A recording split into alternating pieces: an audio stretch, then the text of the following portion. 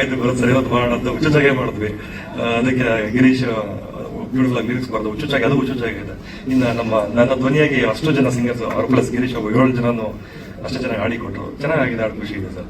ಇನ್ನು ಸಿನಿಮಾದಲ್ಲಿ item song ಇದೆ, ಒಂದು ಹಾಡು ನಾಡು ನುಡಿ ಬಗ್ಗೆ ಹೇಳೋ ಒಂದು ಹಾಡು, ಒಂದು ಹಾಡು ತಾಯಿ ಮಗನ ಸಂಬಂಧ ಹೇಳೋ ಒಂದು ಹಾಡು, ಇನ್ನೊಂದು ಹಾಡು ಒಂದು ಲವ್ ಸಾಂಗ್.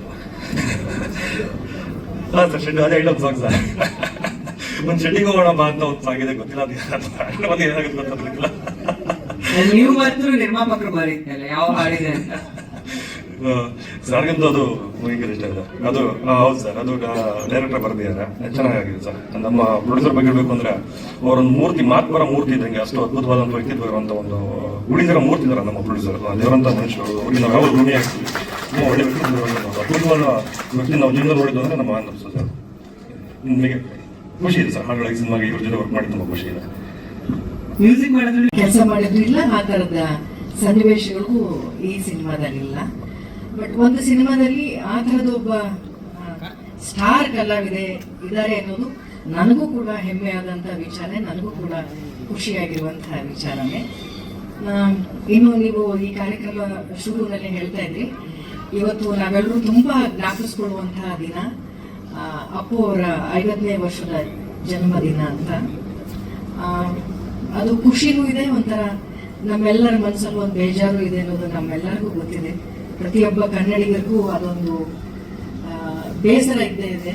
ಯಾಕಂದ್ರೆ ಇತ್ತೀಚಿನ ದಿನಗಳಲ್ಲಿ ಅಂತಲ್ಲ, ಡಾಕ್ಟರ್ ರಾಜ್ಕುಮಾರ್ ಅಪ್ಪಾಜಿ ಅವರು ಹೋದ ನಂತರ ಸಾಕಷ್ಟು ನಮಗೆ ಆಧಾರವಾಗಿದ್ದಂತಹ ಹಲವಾರು ಕಲಾವಿದರನ್ನ ಚಿತ್ರರಂಗ ಕಳ್ಕೊಂಡಿದೆ. ಅದು ಡಾಕ್ಟರ್ ರಾಜ್ಕುಮಾರ್ ಅಪ್ಪಾಜಿ ಅವರ ಹಾದಿಯಾಗಿ ವಿಷ್ಣುವರ್ಧನ್ ಸರ್ ಅವರಾಗಿರ್ಬೋದು, ಅಂಬರೀಶ್ ಸರ್ ಅವರು, ಇದನ್ನೇ ಕೂಡ ನಾವು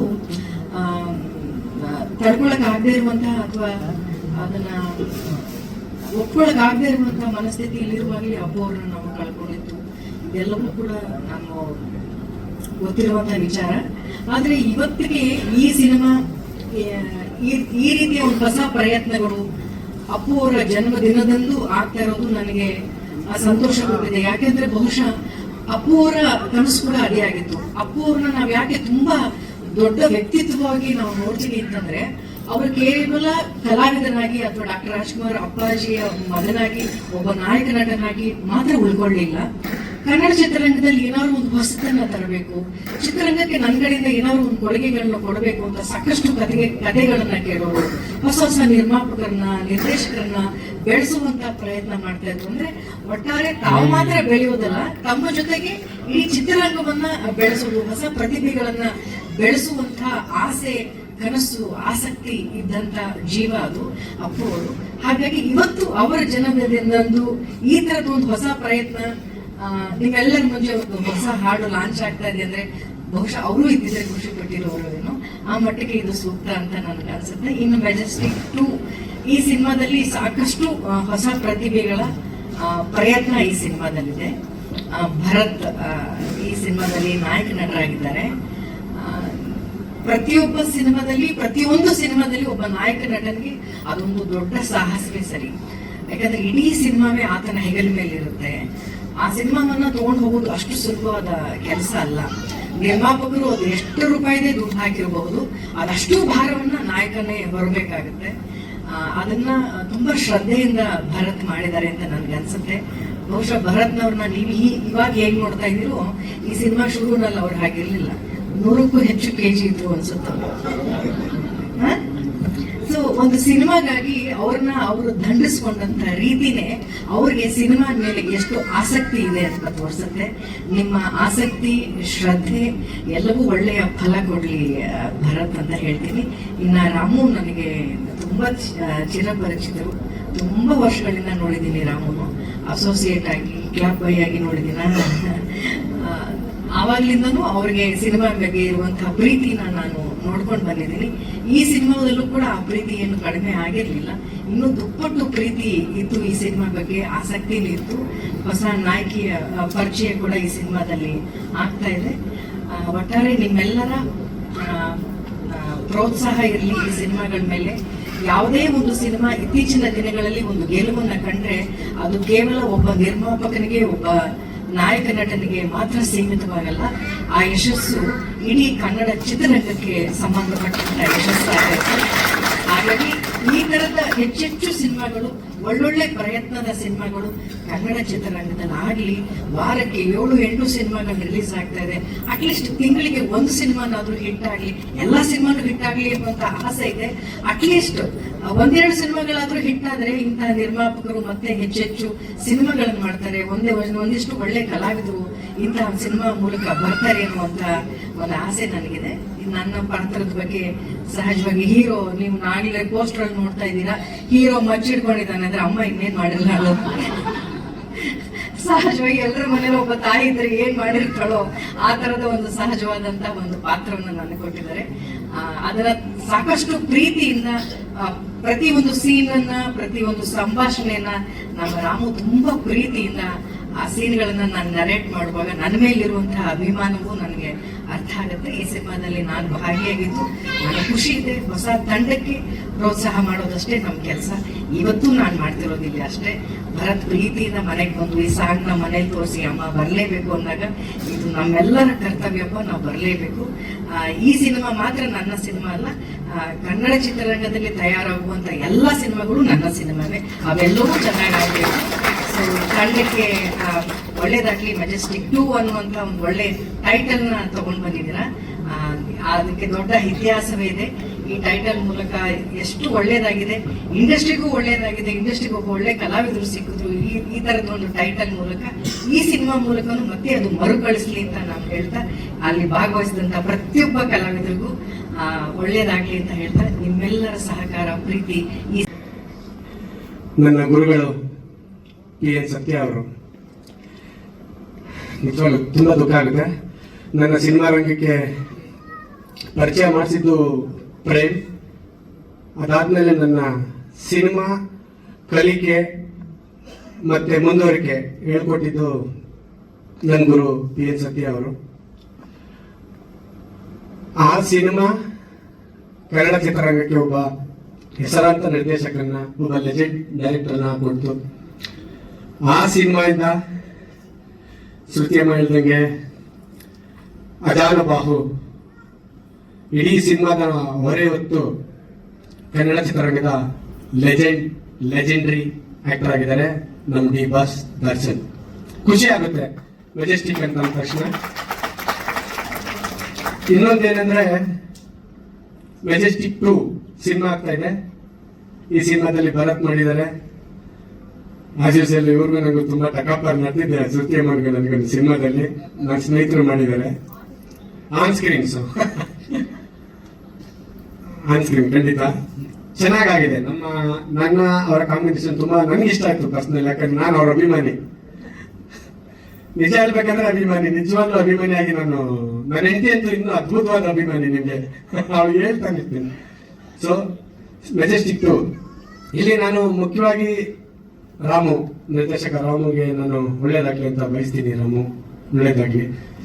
ಎಲ್ಲದಕ್ಕಿನ್ನ ಅವಾಗಲೇ ನಮ್ಮ ಸಂಗೀತ ನಿರ್ದೇಶಕರು ಹೇಳಿದ್ರು, ಆನಂದಪ್ಪ ಅವರು, ನಾ ಕಂಡ ಅದ್ಭುತ ನಿರ್ಮಾಪಕರು. ಅವರ ವ್ಯಕ್ತಿತ್ವ ನನಗೆ ತುಂಬಾ ಇಷ್ಟ ಆಯ್ತು. ನನಗೂ ಅವ್ರಿಗೂ ಯಾವಾಗಲೂ ಮಾತುಕತೆ ನಡೀತಾ ಇತ್ತು. ನನಗನ್ನಿಸ್ತು ನಾವಿಬ್ರು ಸಮಾನ ಮನಸ್ಕರು ಅಂತ. ತುಂಬಾ ದೊಡ್ಡವರು ಅವರು, ಅವರಿಂದ ತುಂಬಾ ತಿಳ್ಕೊಂಡಿದ್ದೀನಿ. ಅಣ್ಣ, ಈ ಸಿನಿಮಾಯಿಂದ ನಿಮ್ಗೆ ತುಂಬಾ ದುಡ್ಡು ಬರಲಿ ಅಣ್ಣ.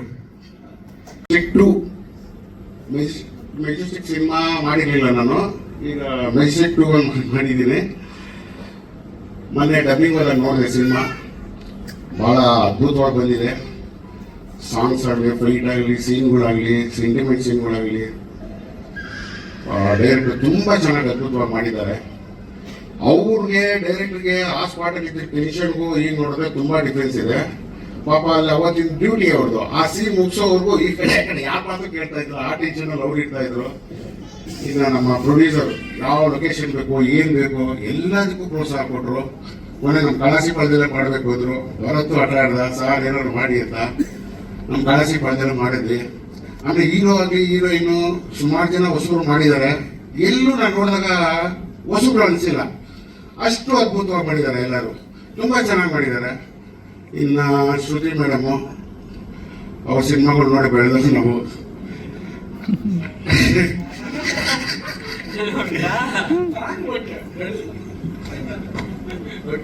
ಮೆಜೆಸ್ಟಿಕ್ ಸಿನಿಮಾ ತರ ಈ ಮೆಜೆಸ್ಟಿಕ್ 2 ಕೂಡ ಸೂಪರ್ ಡೂಪರ್ ಹಿಟ್ಟಾಗಲಿ, ನಮ್ಮ ಭರತ್ ದರ್ಶನ್ ತರ ಬೆಳೀಲಿ ಅಂತ ಹಾರೈಸ್ತೀವಿ. Thank you.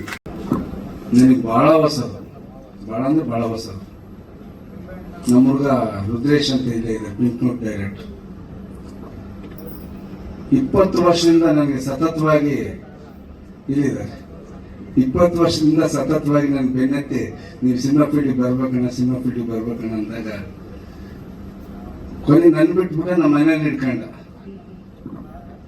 ಅಮ್ಮ ಹೇಳ್ರಿ ನೀವೇ ಹೇಳ್ರಿ ಅಂತ ಅವ್ರು ಕೊನೆಗೆ ಒಂದೊಂದು ಸಿನಿಮಾ ಮಾಡ್ರಿ ಅಂತ ಅವರು ಹೇಳಿದ್ಮೇಲೆ ಪಿಂಕ್ ನೋಟ್ ಮೊದಲು ಸ್ಟಾರ್ಟ್ ಮಾಡಿದ್ವಿ. ಪೂರ್ತಿ ದುಬೈ ಶೂಟಿಂಗು ಭಾಳ ಚೆನ್ನಾಗಿ ಮೂಡ್ ಬಂದಿದೆ.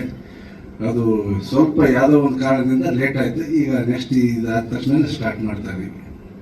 ಆಮೇಲೆ ಮೆಜೆಸ್ಟಿಕ್ 2 ಸಿನಿಮಾ ನಮ್ಮ ರಾಮು ಡೈರೆಕ್ಟರ್ ರಾಮು ಒಂದು ಅಪ್ಪಾಜಿ ಹಿಂಗಿದೆ ಮಾಡೋಣ ಅಪ್ಪಾಜಿ ಚೆನ್ನಾಗಿ ಮಾಡ್ತೀನಿ ಅಂತಂದೇಳಿ ಅದೇ ರೀತಿ ಕಷ್ಟಪಟ್ಟು ಎಲ್ಲ ಟೆಕ್ನಿಷಿಯನ್ಗಳನ್ನ ಚೆನ್ನಾಗಿ ಇಟ್ಕೊಂಡು ಚೆನ್ನಾಗಿ ಮಾಡಿದ್ದಾರೆ. ಎಲ್ಲ ಕಲಾವಿದನ ದುಂಡು ಹಾಕೊಂಡು ಶ್ರುತಿ ಮೇಡಮ್ ಅವ್ರಿಗಂತ ಹೋಗಿ ಅಲ್ಲೆಲ್ಲ ಬೆನ್ನತ್ತಿ ಕಾಡಿ ಶ್ರುತಿ ಮೇಡಮ್ ಅಲ್ಲಿ ಕರ್ಕೊಂಡು ಬರೋನು. ಶ್ರುತಿ ಮೇಡಮ್ ಅವ್ರ ಕಂಡೀಷನ್ ಹಾಕಿದ್ರು. ನನಗೆ 8 ದಿವಸ ಕೊಟ್ಟು ನೀನು 5 ದಿವಸ ಮುಗಿಸ್ತೀಯಲ್ಲಪ್ಪ ಅಂತ ಮೇಡಮ್ ಅವರೇ ಹೇಳಿದಾಗ, ಇಲ್ಲ ಮೇಡಮ್ ಅವರೇ ಭಾಳ ಕಷ್ಟ ಐತೆ ನೀವು ಬರ್ರಿ ಅಂತ ಅಮ್ಮ ಅಂತೇಳಿ ಕರ್ಕೊಂಡ್ಬಂದಿದ್ದಾರೆ. ಮೇಡಮ್ ಅವರು ಸಹ ಈ ಸಿನಿಮಾಗೆ ಭಾಳ ಸಹಕರಿಸಿದ್ದಾರೆ. ಭಾಳ ಚೆನ್ನಾಗಿ ತಾಯಿ ಪಾತ್ರನ ಮೂಡಿ ಬಂದಿದೆ. ನಾವು ಶ್ರುತಿ ಮೇಡಮ್ ಅವ್ರಿಗೆ ಎಷ್ಟು ಹೇಳಿದ್ರು ಸಾಲು, ಅಷ್ಟು ಚೆನ್ನಾಗಿ ಮಾಡಿದ್ದಾರೆ. ಎಲ್ಲ ಸಿನಿಮಾದಲ್ಲಿ ಎಷ್ಟು ಅಳಿಸಿದ್ರೆ ಇದರಲ್ಲಿ 10ರಷ್ಟು ಅಳಿಸ್ತಾರೆ ಎಲ್ಲರನ್ನ, ಅಷ್ಟು ಚೆನ್ನಾಗಿದೆ ಸಿನಿಮಾ. ಅದೇ ರೀತಿ ನಮ್ಮ ಪೆಟ್ರೋಲ್ ಪ್ರಸನ್ನ ಪ್ರಭಣ್ಣ ಮತ್ತು ನಮ್ಮ ಹೀರೋಯಿನ್ ಸಂಗೀತ ಇನ್ನೆ ಮತ್ತು ಇನ್ನು ಉಳಿದಂಥ ಎಲ್ಲ ಕಲಾವಿದರು ಸಹ ಚೆನ್ನಾಗಿ ಎಲ್ಲರೂ ಒಗ್ಗಟ್ಟಿನಿಂದ ಮಾಡಿದ್ದಾರೆ. ಎಲ್ಲ ಟೆಕ್ನಿಷಿಯನ್ಗಳು, ಕ್ಯಾಮ್ರಾಮೇನು, ಅಸಿಸ್ಟೆಂಟ್ ಡೈರೆಕ್ಟ್ರು, ಅಸಿಸ್ಟೆಂಟ್ ಡೈರೆಕ್ಟ್ರು, ಸಿನಿಮಾದ ಎಲ್ಲ ಸಿಬ್ಬಂದಿಗಳು ಹೊಂದಾಣಿಕೆಯಿಂದ ಚೆನ್ನಾಗಿ ಮಾಡಿದ್ದಾರೆ. ಚೆನ್ನಾಗಾಗಲಿ. ನಮಗೊಂದು ಚಾನ್ಸ್ ಕೊಟ್ಟಿದ್ದಾರೆ. ನನ್ನ ಮೊದಲೇ ಸಿನಿಮಾ ಮೆಜೆಸ್ಟಿಕ್ 2 ಇವತ್ತು ಆಡಿಯೋ ಲಾಂಚ್ ಆಗಿದೆ. ಸೊ ನಾನು 25-30 ವರ್ಷ ಇಲ್ಲಿ ಇಂಟ್ರೆಸ್ಟ್ ಕಷ್ಟಪಟ್ಟಿದ್ದೀನಿ. ಸೊ 30 ವರ್ಷ ಒಬ್ಬ ಡೈರೆಕ್ಟರ್ ಆಗಬೇಕು ಅಂದ್ರೆ ಎಷ್ಟು ಶ್ರಮ ಪಟ್ಟಿರ್ತಾನೆ, ಎಲ್ಲೆಲ್ಲಿ ಮಲಗಿರ್ತಾನೆ, ಎಲ್ಲೆಲ್ಲೂ ಕೂತಿರ್ತಾನೆ, ಎಲ್ಲ ನಿಮಗೆ ಗೊತ್ತಿರುತ್ತೆ. ಒಬ್ಬ ಪ್ರೊಡ್ಯೂಸರ್ ಹಿಡಿದು ಒಂದು ಸಿನಿಮಾ ಮಾಡಬೇಕು ಅಂದ್ರೆ ಗಾಂಧಿನಗರದಲ್ಲಿ ಇವತ್ತು ಎಷ್ಟು ಕಷ್ಟ ಇದೆ ಅನ್ನೋದು ಎಲ್ರಿಗೂ ಗೊತ್ತಿದೆ. ಒಬ್ಬ ಪ್ರೊಡ್ಯೂಸರ್ ಸಂಬಂಧನೇ ಇರೋದಿಲ್ಲ, ಯಾರಿಗೂ ಸಂಬಂಧ ಇರಲ್ಲ. ಫಸ್ಟ್ ಪ್ರೊಡ್ಯೂಸರ್ ಹೋಗಿ ಅಪ್ರೋಚ್ ಮಾಡೋದು ಒಬ್ಬ ಡೈರೆಕ್ಟರ್. ಒಬ್ಬ ಡೈರೆಕ್ಟರ್ ಇಂದ ಇಷ್ಟು ಜನ ಕುತ್ಕೊಂಡಿರ್ತೀರ ಅಲ್ವಾ? ಒಬ್ಬ ಡೈರೆಕ್ಟರ್ ಮೇನ್ ಸಿನಿಮಾ ಕ್ಯಾಪ್ಟನ್. ಆ ಕ್ಯಾಪ್ಟನ್ ಇಲ್ಲದೆ ಇಷ್ಟು ಜನ ಸೇರಕ್ ಸಾಧ್ಯನೇ ಇಲ್ಲ ಅಲ್ವಾ? ಹಂಗೆ ನಮ್ಮ ಪಿಂಕ್ ರೋಡ್ ಡೈರೆಕ್ಟರ್ ಫಸ್ಟ್ ನಮ್ಮ ಆನಂದಪ್ಪರ್ಗೆ ಅಪ್ರೋಚ್ ಮಾಡಿ ಗಾಂಧಿನಗರದ ವಾಸನೆ ತೋರಿಸಿದ್ದಾರೆ.